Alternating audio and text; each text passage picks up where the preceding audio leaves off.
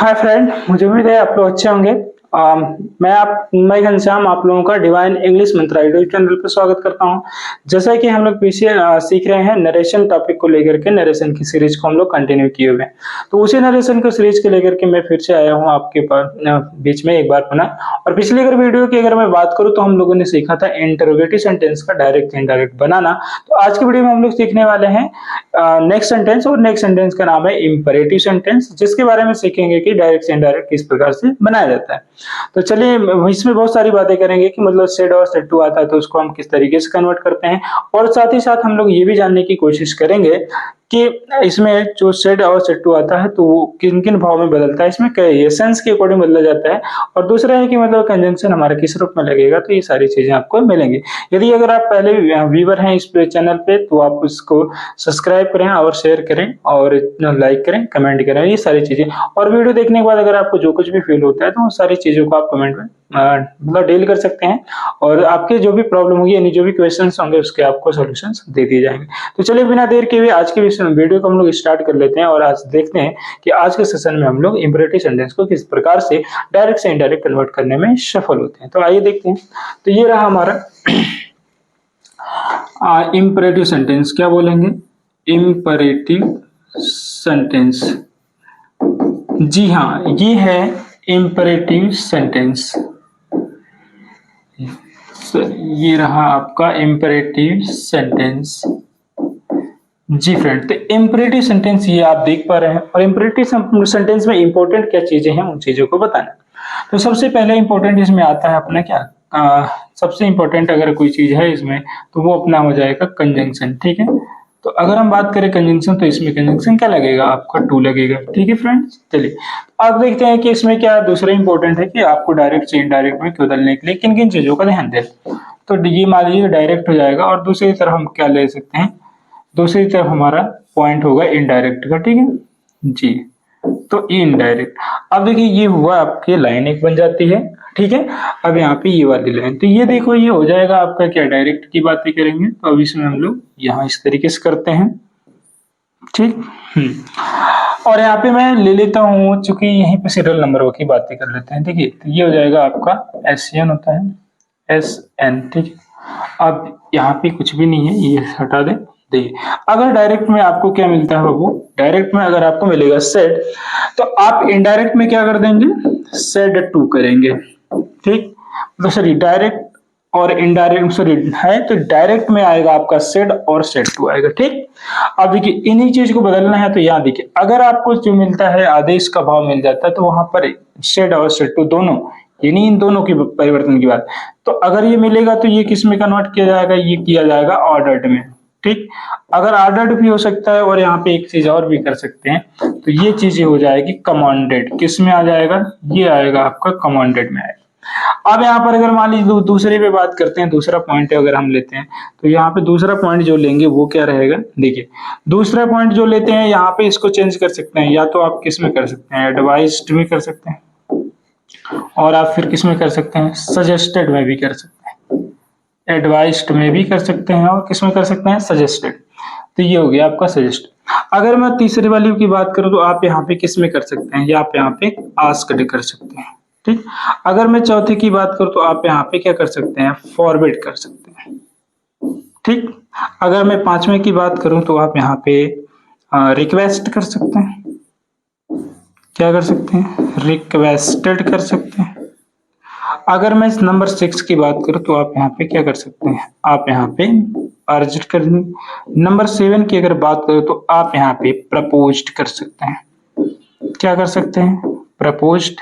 और नंबर अगर 8 की बात करूं तो आप यहाँ पे सपोज्ड कर पाएंगे। क्या कर पाएंगे, सपोज्ड कर पाएंगे। तो डियर फ्रेंड ये हो गया हमारा, देखिए ये हमारा ये वो पोर्शन हो गया है ध्यान से समझने की बात करें कि ये वो चीज हो गई है हमारा जो डायरेक्ट में अगर सेड और सेड टू दिखेगा तो उसे इनडायरेक्ट में हम किस प्रकार से बदलेंगे, है ना। तो देखिए डायरेक्ट स्पीच में अगर आपको सेड और सेड टू मिलेगा तो आप उसे इनडायरेक्ट में किस तरीके से बदलेंगे। ऑर्डर, देखिए पहला पॉइंट है कि ऑर्डर और कमांडेड कर सकते हैं, दूसरा है कि एडवाइज्ड और सजेस्टेड कर सकते हैं, तीसरा है कि आस्क्ड बदल सकते हैं, चौथा है फॉरवर्ड में बदल सकते हैं, और पांचवा कहता है रिक्वेस्ट में बदल सकते हैं, छठवां क्या है कि आप अर्ज्ड कर सकते हैं, सातवां है आपका प्रपोज्ड कर सकते हैं, और आठवां आपका है सपोज कर सकते हैं।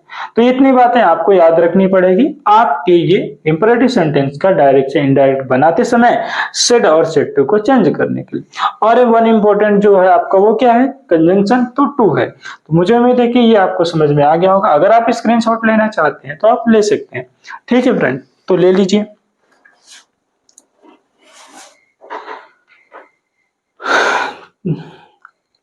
चलिए, तो मुझे भी देखिए आप स्क्रीनशॉट ले लिए होंगे, तो चलना होगा, हमें आगे बढ़ना होगा। चलिए हम बढ़ते हैं आगे, किस बात की करनी है देरी। अब यहाँ पे लेते हैं एग्जांपल, ठीक है, एग्जांपल लेते हैं। तो जैसे यहाँ पे हो जाएगा एज के बाद हम लोग ले लेते हैं एग्जांपल, ठीक है।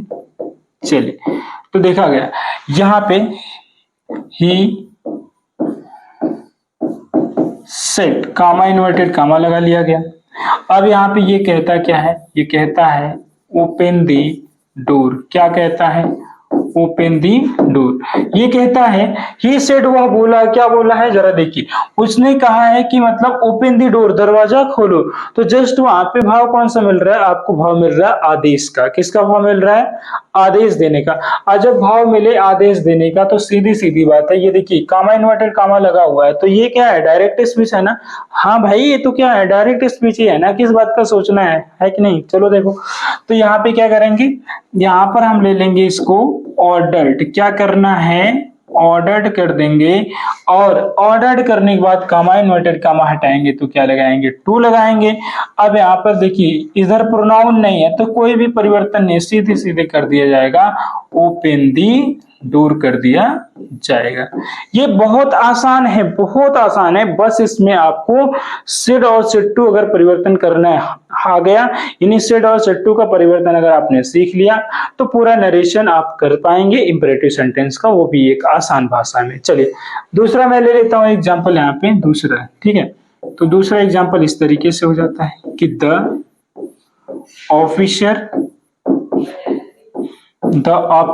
सेड, ठीक, the officer said to the soldiers,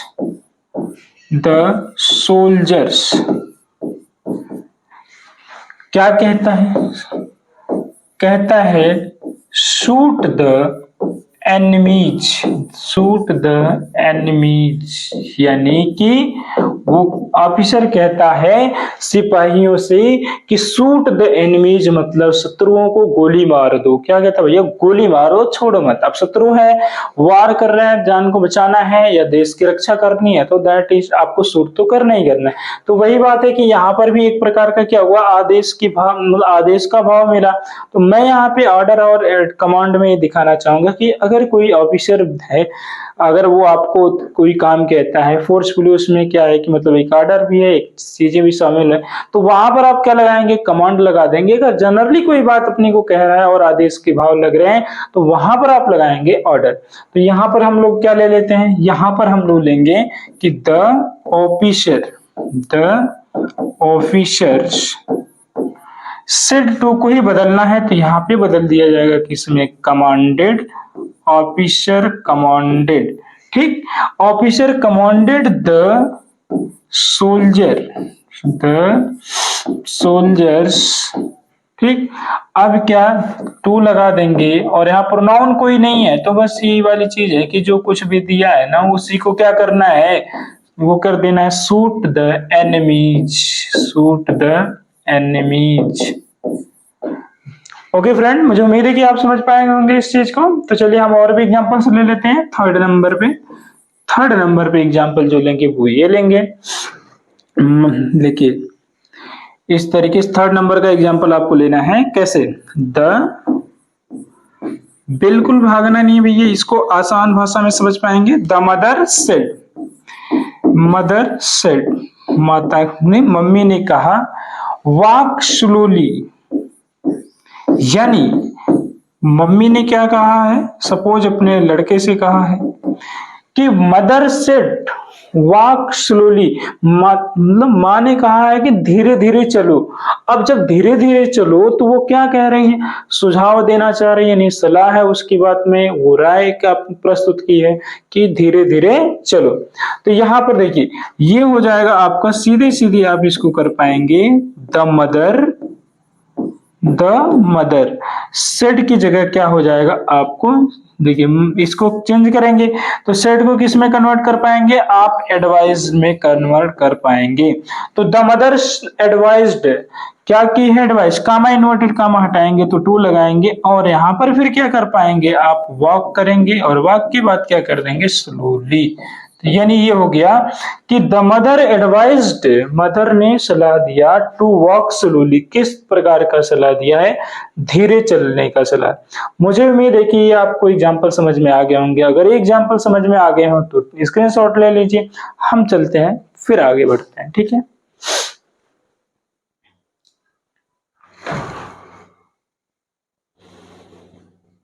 चलिए फ्रेंड, मुझे उम्मीद है कि आपने स्क्रीनशॉट ले लिया होगा। अब हमें आगे बढ़ने की आवश्यकता है, तो चलिए आगे बढ़ते हैं, ठीक। तो लेते हैं नेक्स्ट स्लाइड, और ये नेक्स्ट स्लाइड पे हम पहुंच चुके हैं, और भी एग्जांपल्स कुछ करेंगे तो और एग्जांपल हमारे पास देखिए। तो अब नंबर 4 का एग्जांपल हमारे पास ये है, क्या है जरा देखिए। अगर कहा जाए यहाँ पे माई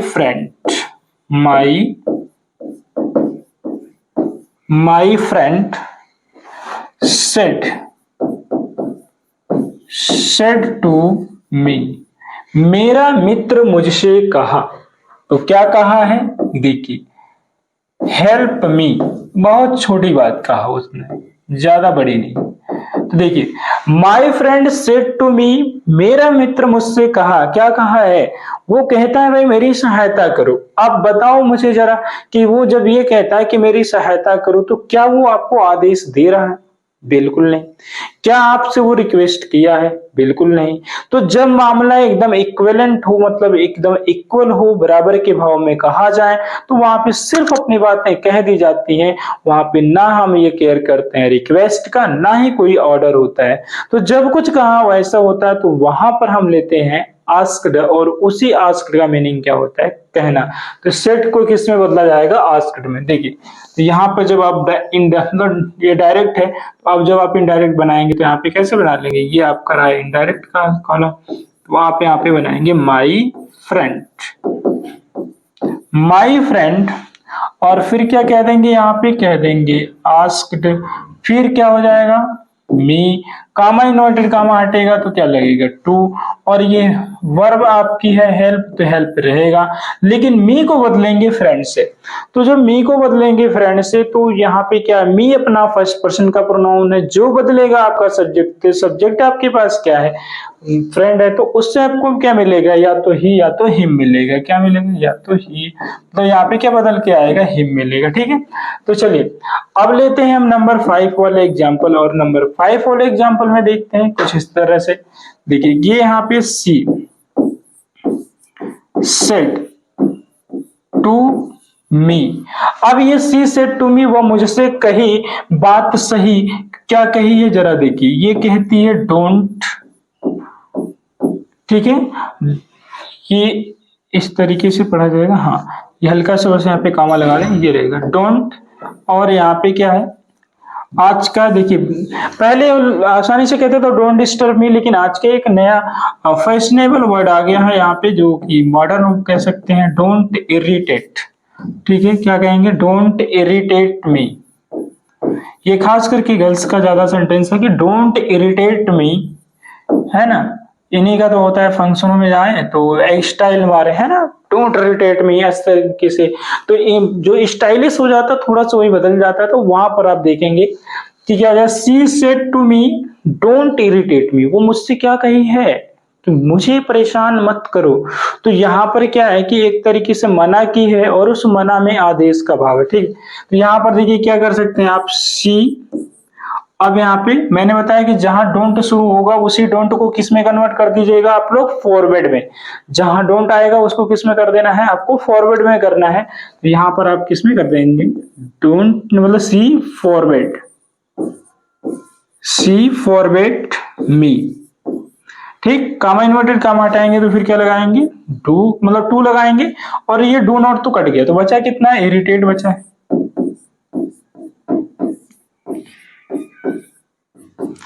सी फॉरवर्ड मी टू इरिटेट, है ना, सी फॉरवर्ड मी टू इरिटेट, फिर क्या हो जाएगा, अब यहां पर क्या मी है, तो मी को बदलेंगे हम फर्स्ट पर्सन, मतलब मी फर्स्ट पर्सन का है तो बदलेंगे किससे, सब्जेक्ट से। सब्जेक्ट क्या मेरा है, सी है, लेकिन मुझे क्या चाहिए होता है, ऑब्जेक्ट चाहिए होता है, तो मुझे ऑब्जेक्ट चाहिए होता है, इसलिए यहाँ पे क्या मिलेगा, मुझे मिल जाएगा हर।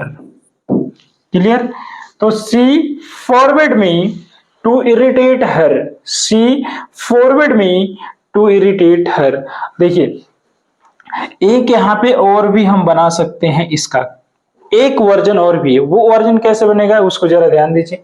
इसको बना सकते हैं इस तरीके से कि सी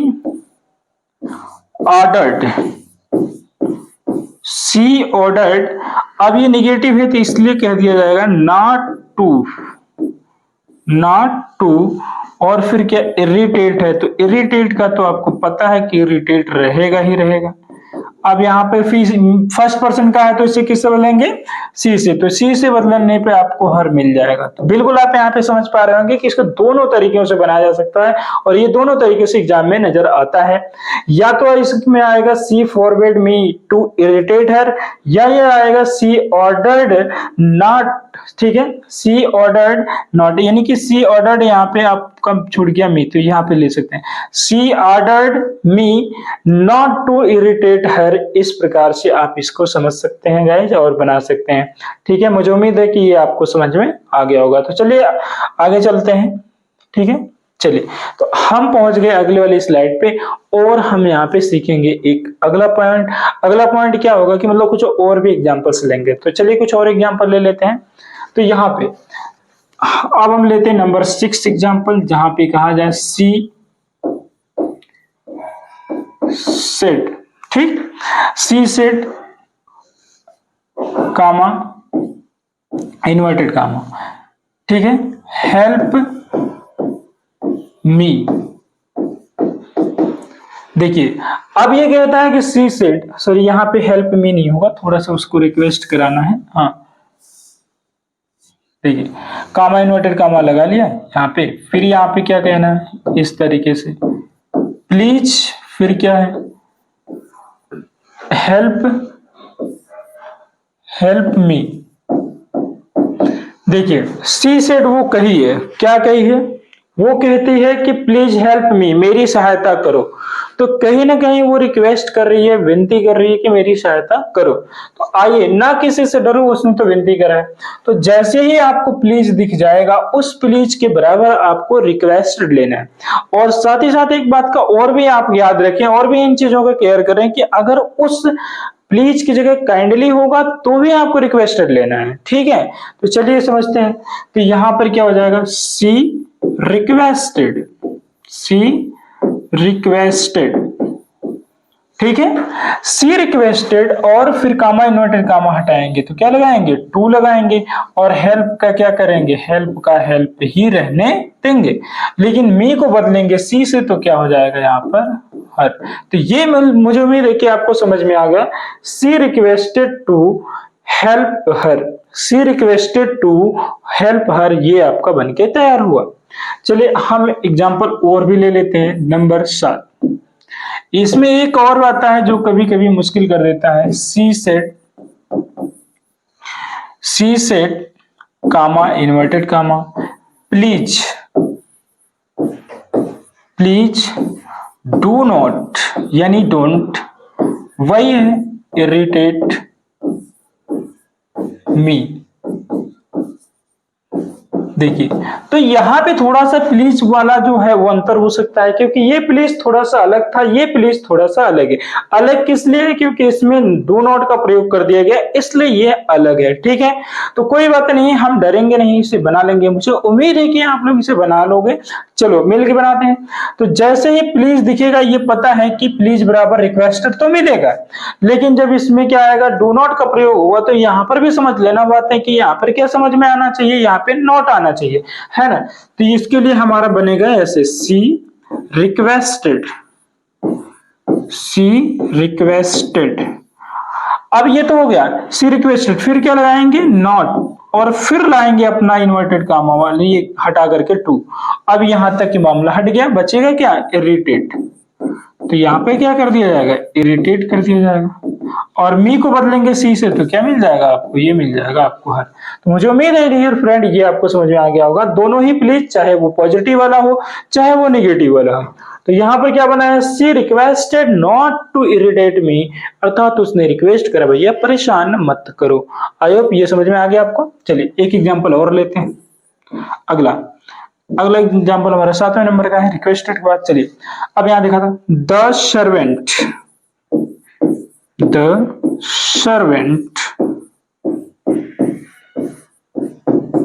said to the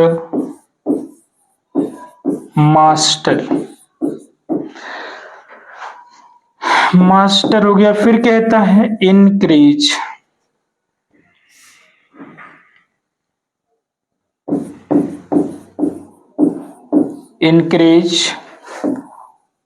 my salary.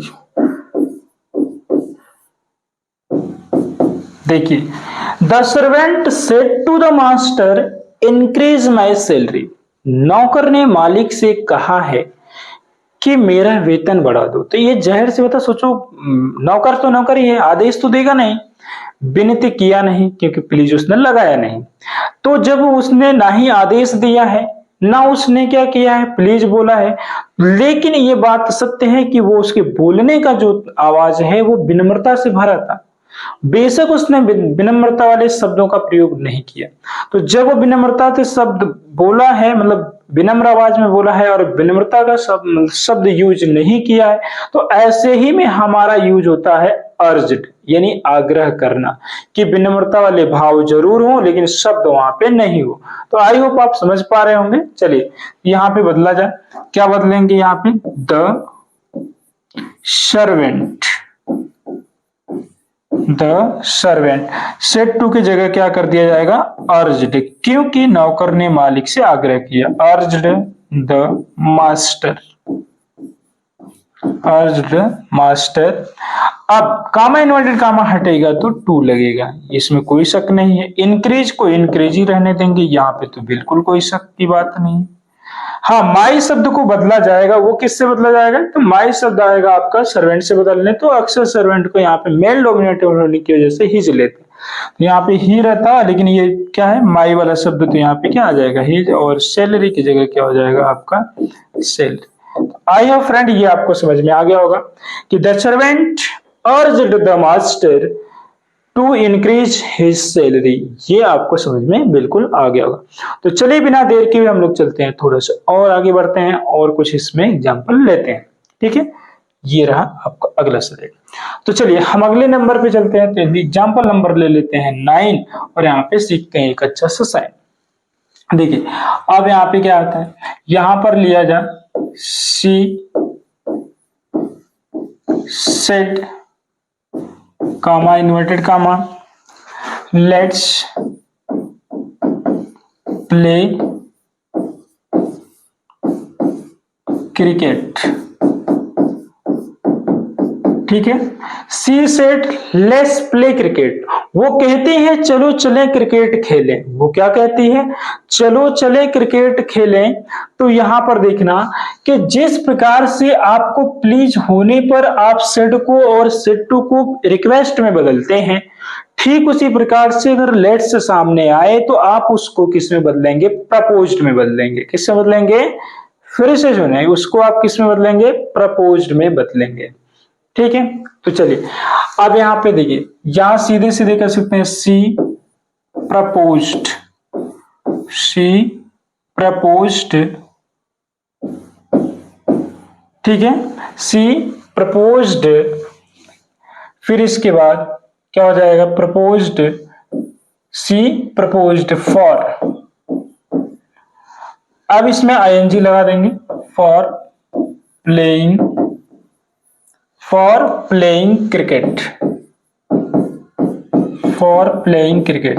Ji friend, she proposed for playing cricket कह सकते हैं, ये एक पैटर्न है। अब यहाँ पे दूसरा पैटर्न भी लागू होता है, तो उस दूसरे वाले पैटर्न को देखिए, यहां पर इसके मीनिंग के अकॉर्डिंग बनाया जाता है। इसकी मीनिंग क्या है, लेट मीन्स होता है चाहिए, अस मीन्स हमें, प्ले मतलब खेलना, क्रिकेट मतलब क्रिकेट। फिर समझिए, लेट का मीनिंग क्या है, चाहिए, अस मतलब हमें, प्ले मीन्स खेलना, क्रिकेट मतलब क्रिकेट। तो पूरी मीनिंग क्या बन गया है कि हमें क्रिकेट खेलना चाहिए, हमें क्रिकेट खेलना चाहिए। चलिए मैं इसको ट्रांसलेट करता हूं, हमें की अंग्रेजी क्या होती है, वी, चाहिए की क्या होती है, शुड, और खेलने की तो आपको पता है क्या है, प्ले, और क्या खेलेगा, ये क्रिकेट खेलेगा। तो ये जो इसके मीनिंग पे भाव निकला है, तो इसको सेड को यहीं से यहीं जोड़ दीजिए और इसका दूसरा वर्जन बनाया जाता है। तो जब सी सेड यहाँ है और इन्वर्टेड कामा के बगल में सब्जेक्ट है, तो सेड को क्या करते हैं, सेड ही रहने देते हैं। तो क्या हो जाएगा, देखिए, सी सेड, कामा इन्वर्टेड कामा हटाएंगे तो दैट, वी को चेंज करेंगे सी से तो क्या मिलेगा, यानी कि थर्ड पर्सन का है, तो यहां पर आपको क्या मिल जाएगा, यहां पर आपको मिलेगा दे, और शुड कभी बदलता नहीं, तो शुड बराबर क्या मिलेगा आपको, शुड, और प्ले का प्ले ही रहता है, और क्रिकेट का क्या हो जाना है, क्रिकेट हो जाना है। तो डियर फ्रेंड, ये दो प्रोसेस हैं जो आप लेट्स वाले को बना सकते हैं। One is direct one, second is आपको थोड़ा सेंस का, जो सेंस यहाँ का मिलेगा उसको ट्रांसलेट कर दीजिए और उसी ट्रांसलेशन का ही आपको नरेशन कन्वर्ट कर देना। आई होप आपको समझ में आ गया हो, क्योंकि एग्जाम में या तो ये वाला मिल सकता है या तो ये वाला, कभी कभार ये वाला हमने सीख लिया तो ये मिल जाता है, और दोनों में से कोई भी आता है तो दिक्कत होती है। तो बहरहाल ये वाला आपके लिए इंपॉर्टेंट ज्यादा हो जाएगा, क्योंकि ये वाला स्ट्रक्चर आपको ज्यादा सुटेबल है। अब आइए, तो हम लोग एक एग्जांपल और लेते हैं, एक एग्जांपल और कौन सा लेते हैं, देखिए, तो यहां पे कहा जाए he said, comma inverted comma, let it be rectangle,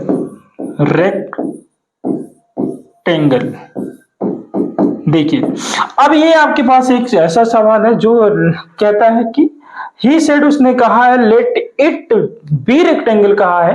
तो समझिए, अगर आपको कोई भी सेंटेंस लेट इट बी से या देयर, मतलब या तो लेट देयर बी से शुरू हो, यानी आपका सेंटेंस किससे जिस प्रकार से लेट शुरू होने पे प्रपोज्ड आता है, ठीक वही वाला पैटर्न यहाँ पर होता है कि लेट इट बी हो या लेट देयर बी हो, तो आपको सेड और सेड टू को बोलना पड़ेगा सपोज्ड में। किसमें बोलना पड़ेगा, सपोज्ड। फिर से एक बात समझे कि अगर लेट इट बी है या लेट देयर बी है, तो आपका सेंटेंस शुरू होगा, मतलब जो सेड और सेड टू है वो चेंज होगा आपका सपोज्ड में, है ना फ्रेंड। मुझे उम्मीद है कि आप समझ पा रहे होंगे इसको बढ़िया से। तो चलिए कन्वर्ट कर लेते हैं यहाँ पे, ही सपोज्ड,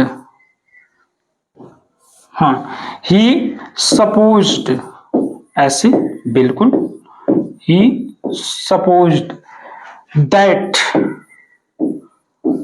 और फिर ये सब हटेगा, सिर्फ यहाँ पे आप टू लगाएंगे और इसके बाद क्या करेंगे, बी, और यहाँ पे कर देंगे रेक्टेंगल। क्या कर देंगे, रेक्टेंगल, बिगड़ा ना कोई एंगल, बोला है यहाँ पे रेक्टेंगल। तो आई होप गाइज आपको ये समझ में आया होगा, जैसा कि इसका आपने बनाया, he supposed that to be rectangle, यानी ये वाले सेंटेंसेस को आपको ध्यान में रखना होगा, ये बहुत ही मतलब इंपॉर्टेंट है।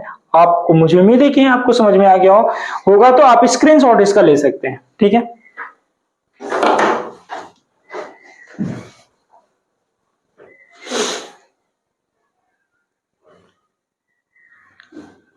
चलिए फ्रेंड, मुझे उम्मीद है कि आप स्क्रीनशॉट ले लिए होंगे और आपको ये वीडियो बहुत पसंद आई होगी, यानी कि आई होप आप ये बहुत एंजॉय किए होंगे। तो यदि आप पाना चाहते हैं परफेक्शन तो फॉलो डिवाइन इंग्लिश मंत्रा यूट्यूब चैनल। मैं घनश्याम आप लोगों के साथ हमेशा बना रहूंगा, यानी आपके इंपॉर्टेंट क्वेश्चनों को लेकर प्रीवियस ईयर पेपर में जो कुछ भी हुआ है उसको देखते हुए, यानी प्रीवियस ईयर के क्वेश्चंस को देख करके आपके सिलेबस को आगे बढ़ाया जाएगा।